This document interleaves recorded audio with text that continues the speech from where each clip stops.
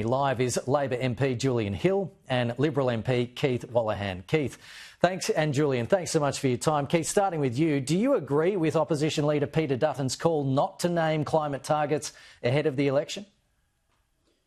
I do, because you've got to do the work about this. This is a complex problem. Decarbonising the economy is a challenge not just faced by Australia, but the United States and the EU. And what we are seeing is that none of those three are going to meet the 2030 targets, especially in a cost of living crisis when electricity is the sector that is hit hardest.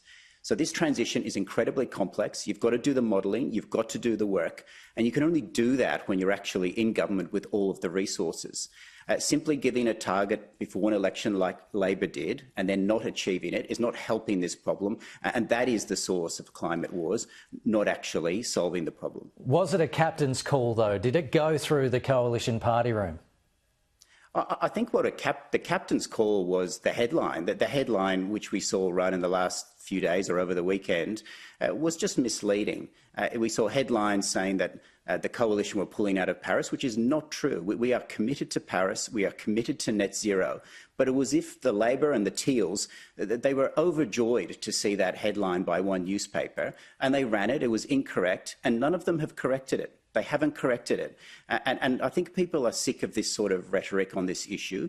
They want us to focus on engineering and science, not on belief and rhetoric. Julian, what's your response to all that? Oh, look, if I had to summarise it in one emoji, I'd say the face palm. Like, for goodness sake, honestly, I say to Keith with respect as a mate, that's pathetic. You want to be the alternative government, then you have to do the policy work. That's how our democracy works. The only commitment this mob have to Paris is to getting on a plane and pissing off to play footsie with the far right. I mean, let's be clear.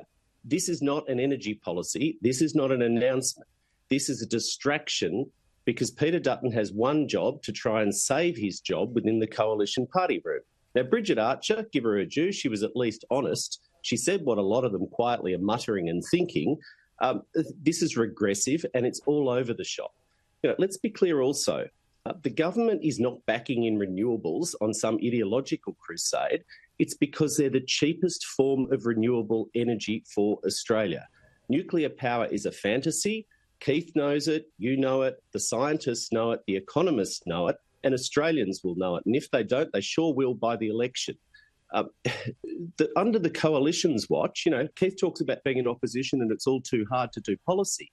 Under the coalition's watch, when in government, 24 out of 28 of Australia's coal-fired power stations announced they were going to close.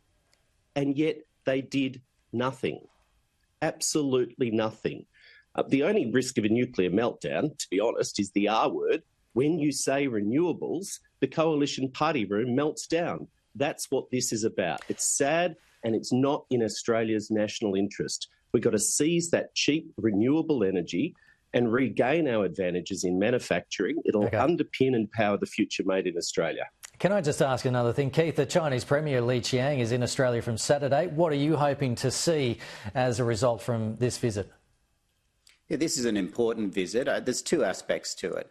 The first is that as a member of an electorate that has one of the largest Chinese diaspora in Australia, on the draft boundaries I will be the largest, so many of my community have small and medium businesses that engage in trade with China. So a return to normality of having those restrictions lifted and acknowledging the importance of that trade is vital to our country and to my community. But I think on the other hand, you can also have frank conversations about some of the concerns about the near misses that have occurred, particularly against our ADF.